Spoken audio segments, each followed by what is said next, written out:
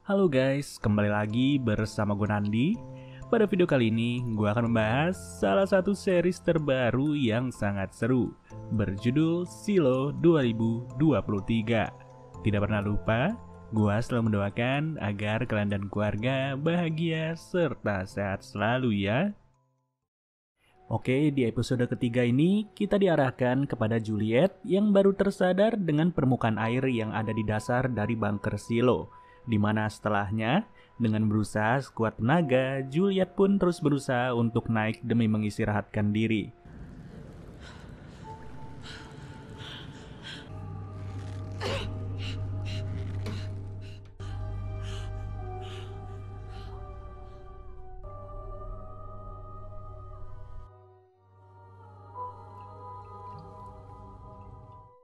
Dan atas fakta yang ia temukan, segala pikiran Juliet benar-benar semakin mumet. Saking mumetnya, ia sudah beristirahat selama 1 hari penuh. Celakanya belum selesai sampai di situ, Juliet yang baru dibangunkan oleh temannya pun mulai merasakan suatu kejanggalan. Yang mana secara tiba-tiba seluruh permukaan di lantai terdasar mulai bergetar. Dan ternyata terjadi gangguan di generator pusat, di mana Juliet marah setengah mati kepada mekanik junior bernama Cooper karena sudah berani turun tangan untuk merawat mesin tanpa persetujuannya.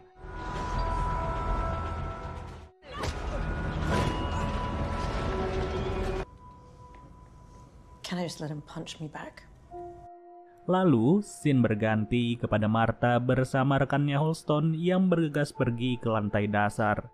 Di tengah perjalanan, terlihatlah sebuah ruangan, yakni ruangan dari para petinggi atau yang mereka kenal dengan nama Yudisial. Tak lama dari itu, mereka berdua pun datang ke kantornya Bernard untuk memberi informasi terkait pengangkatan Juliet sebagai sheriff. Dan setelah mendengar hal tersebut, Bernard merasa kurang yakin, dikarenakan Juliet berasal dari warga lantai bawah yang tidak pernah sekalipun melihat jendela. Bahkan, boro-boro melihat jendela, naik ke lantai atas saja Juliet tidak pernah. Tapi apa boleh buat, dikarenakan keputusan tersebut adalah keputusan Holston, jadinya Bernard pun cuma bisa ngikut aja kepada Martha. Kemudian, sampailah Martha di lantai tengah dari bunker Silo. Di lantai ini terdapat para remaja, para ibu muda, dan juga anak-anak yang masih berada di fase bertumbuh. Bibit-bibit tersebut sengaja dijaga sebaik mungkin oleh seorang dokter bernama Pete. Pete menganggap bahwa mereka semua akan menjadi aset yang baik bagi masa depan dari bunker ini. Namun siapa sangka, di balik itu semua terkuaklah sebuah fakta bahwa ternyata Dr. Pete adalah ayahnya Juliet, yang mana mereka sudah berpisah selama belasan tahun sedangkan ibu dari Juliet sudahlah tiada sejak beberapa tahun yang lalu. Jelas hal ini cukup mengejutkan untuk diterima oleh Martha. Tapi sampai detik ini kita belum dijelaskan kenapa Juliet bisa hidup berpisah dengan ayahnya. Selepas dari kantor Bernard, scene beralih kepada Juliet yang terlihat merenung sendirian.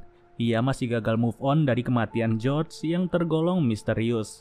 Hanya saja pada momen tersebutlah satu area di lantai dasar mulai bergetar lagi secara tiba-tiba. Ternyata sumbernya berasal dari generator yang kali ini mengalami overheating.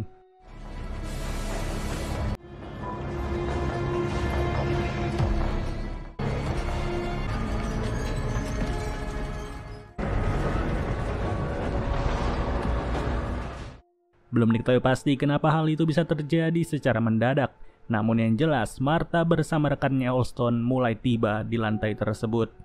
Baru saja sampai, Martha langsung diberikan tontonan terkait betapa sibuknya Juliet sebagai kepala mekanik. Sembari dikelilingi oleh pekerja-pekerja lain, Juliet pun bersikeras untuk masuk ke dalam mesin. Yang mana tujuannya, Juliet ingin mengurangi tingkat pressure dari generator agar beban kerjanya tidak terlalu berat. Stop here, this goes sideways. Back, come on, come on. Close it behind me. This is what I was warning you about.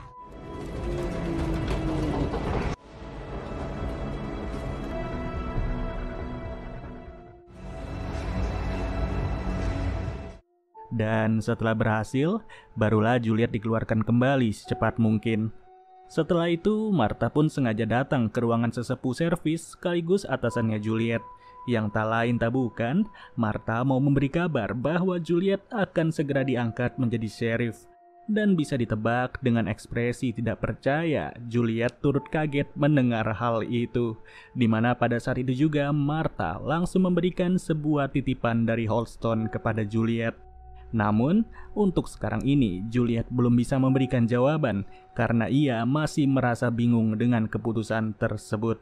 Sontak diadakanlah diskusi ringan di antara pekerja mekanik. Semua pekerja bingung kenapa dari sekian banyak orang di bunker ini hanya Juliet yang sengaja dipilih. Terlebih, orang-orang di lantai dasar merupakan warga terbuang yang tidak pernah dianggap oleh siapapun.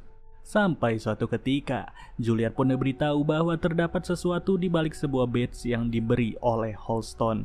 Dan dalam sekejap, setelah sadar akan hal itu, Juliet langsung bergegas menghampiri Martha demi memberitahu bahwa ia setuju untuk diangkat menjadi sheriff. Hanya saja Juliet meminta waktu sebentar untuk menuntaskan tugas terakhirnya sebagai seorang mekanik, yaitu memperbaiki mesin generator yang sebentar lagi akan dimatikan selama 8 jam penuh. Cara ini terpaksa dilakukan karena terdapat kerusakan parah di generator tersebut, yang apabila tidak diperbaiki, maka seluruh lantai bunker akan lumpuh total tanpa adanya listrik, air, dan juga oksigen. Let me show you why. Coordinate with the other stations. Any issues? Radio me here and up. 30 years? Alhasil, semua divisi pun dikerahkan dengan tugas mereka masing-masing. Divisi keamanan akan berjaga di setiap lantai untuk mengevakuasi orang-orang, sedangkan para pekerja mekanik akan fokus kepada tujuan yang sama, yaitu memantau kondisi generator baik dari dalam ruangan kendali maupun di luar ruang kendali. Dan pada ujungnya, tibalah situasi yang menjadi kecemasan tersendiri bagi para warga. Bagaimana tidak, untuk pertama kalinya dalam 140 tahun, generator yang selama ini menjadi nyawa dari Silo harus dimatikan secara total.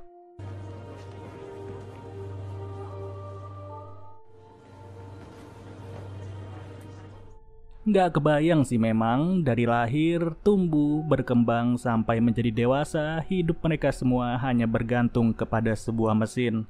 Tapi disinilah saat generator sudah mati, sempat terjadi keanehan di jendela pusat selama beberapa detik. Namun hal itu tidak begitu disadari oleh para warga, mengingat mereka masih merasa cemas dengan kondisi generator. Di samping itu, para pekerja mekanik mulai dikerahkan secara cepat. Dan ternyata generator kepanasan serta berasap dikarenakan tiap-tiap baling pendingin terus terbentur dengan sangkar pelindung. Tentu dari sini diperlukan pembongkaran secara bertahap, yang mana Juliet segera naik ke atas bersama Cooper. Cooper yang sebelumnya sempat ditonjok dan tergolong pekerja junior serta sangat sering bertindak ceroboh.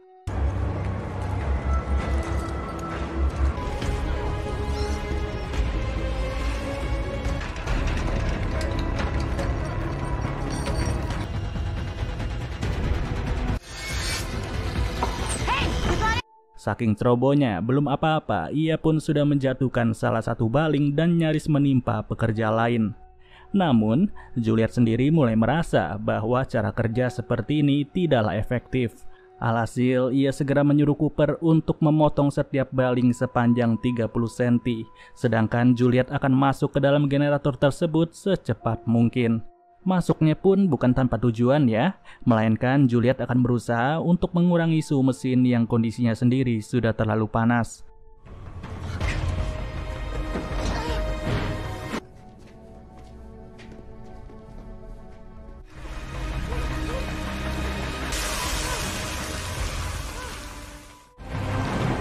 Faster!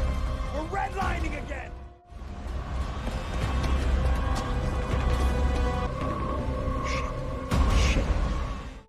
Ya, sembari proses ini diberlangsungkan, semua orang pun hanya bisa berharap kepada Cooper. Dan siapa sangka, saat suhu generator sudah memuncak, baling-baling yang terakhir pun berhasil dipasang. Seketika, secepat mungkin Juliet segera dievakuasi, yang untungnya nyawa Juliet masih tertolong.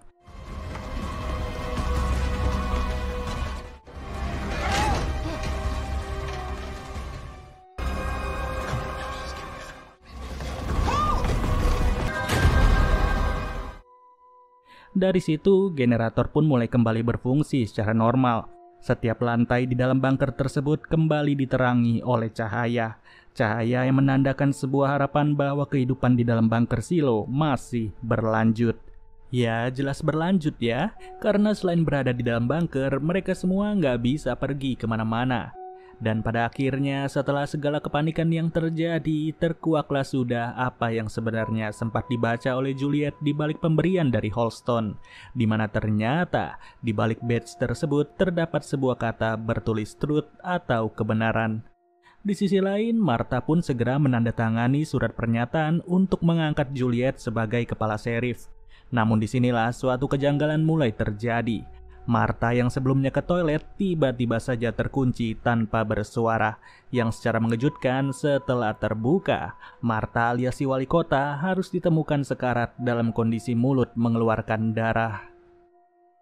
Pada episode keempat, scene tertuju kepada masa lalu dari Juliet, di mana pada waktu itu ia memiliki seorang adik yang harus kehilangan nyawa di usia dini.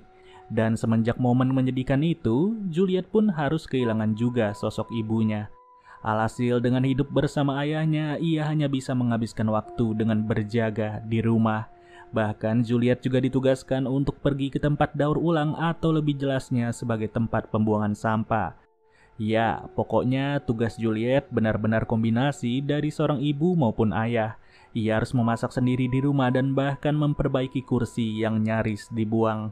Sejak kecil, bakat memperbaiki memang sudah ada di dalam diri Juliet. Namun meskipun begitu, Pete sebagai ayah tidak memandang sisi baik Juliet, melainkan ia hanya jeli terhadap kesalahan-kesalahan yang diperbuat oleh putrinya.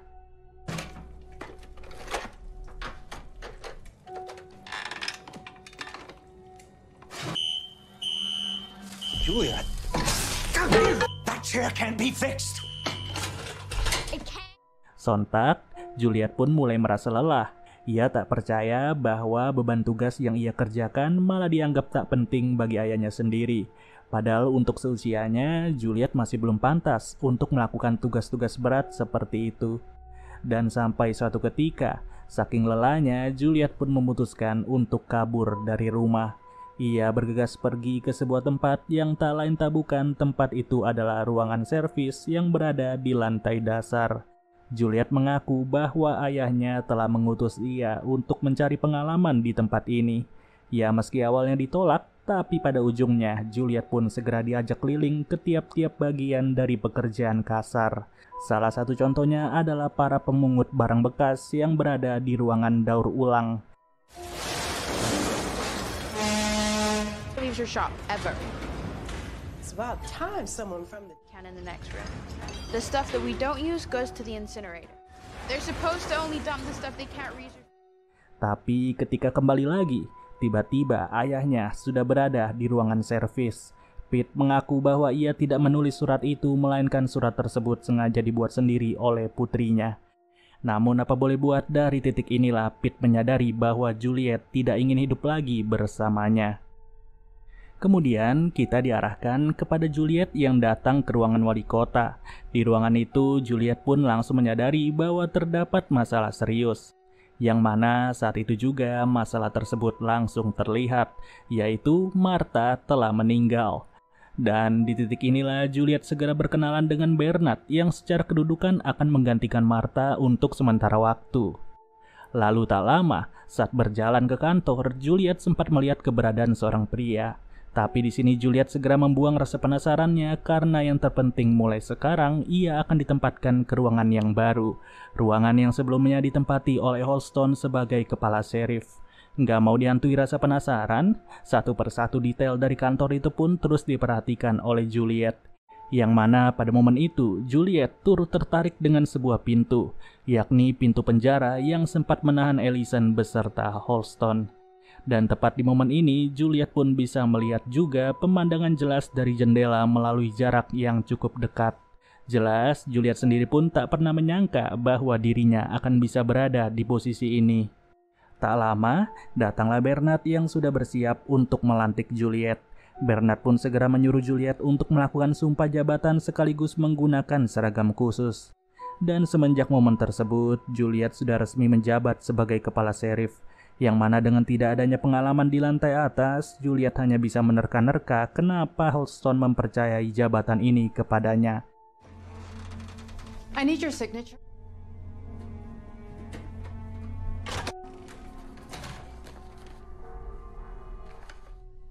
Sedangkan di situasi lain, rekannya Holston yang bernama Sam malah terlihat sibuk untuk menghajar seorang pemuda. Usut punya usut, Sam sudah merasa frustasi untuk mencari pelaku dari pembunuhan Martha, di mana sejak kematian Martha, Sam rutin menuduh siapapun sebagai pelakunya. Namun di titik ini perilaku itu tak akan lagi terjadi, di mana seketika itu juga Juliet langsung memberitahu bahwa Holston telah menitipkannya sebuah tanda, yaitu tanda dari adanya suatu kebenaran. Sembari mencari tahu kebenaran apa yang dimaksud, Juliet pun meminta Sam untuk membantunya menyelidiki kasus dari kematian George, yang mana Juliet sendiri akan membantu Sam untuk menyelidiki kasus dari kematian Martha.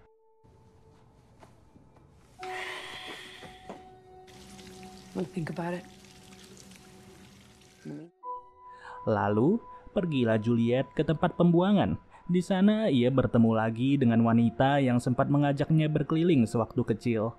Dengan penuh respek, Juliet pun meminta untuk segera dicarikan barang-barang sepeninggalan Holston yang sempat terbuang. Kemudian saat akan kembali, Juliet pun dibikin sadar bahwa keberadaannya sebagai kepala serif pengganti mulai diterima oleh berbagai kalangan. Tapi kesenangan itu tidak berlangsung lama setelah Juliet mulai mendengar suara berisik di dalam kantor. Yang ternyata di dalam sebuah lubang pembuangan terdapat sebuah kawat yang sengaja digantungkan oleh Holston. Di mana dari situlah Juliet pun sadar bahwa Holston sengaja memberi tanda kedua kepada dirinya. Dan tanda kedua ini akan menuju kepada kematian George, yaitu kekasih dari Juliet. Namun pada waktu yang sama, Juliet nggak sadar jikalau Sam tengah diserang oleh orang misterius. Orang itu menghajar Sam secara membabi buta tanpa memberi ampun sama sekali. Dan setelah Sam terkapar, barulah paras menyeluruh dari pria tersebut mulai terlihat.